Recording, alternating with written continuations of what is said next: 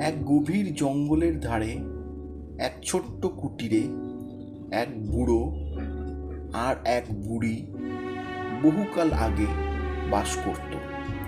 একবার বুড়ো বুড়িকে বলল, ও বুড়ি, বহুদিন গোল রুটি খাইনি, বানিয়ে দিবি? বুড়ি রাজি হয়ে ঘাড় নাড়ল আর তক্ষুনি রুটি বানানোর কাজে লেগে পড়ল।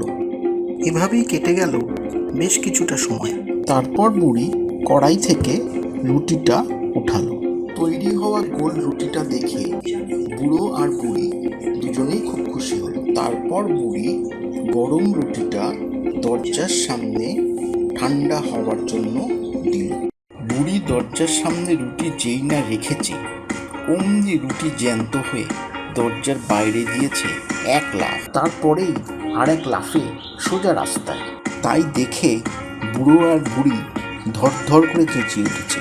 কিন্তু রুটি ততক্ষণে গড়িয়ে জঙ্গলের মধ্যে চলে গেছে বহু দূর।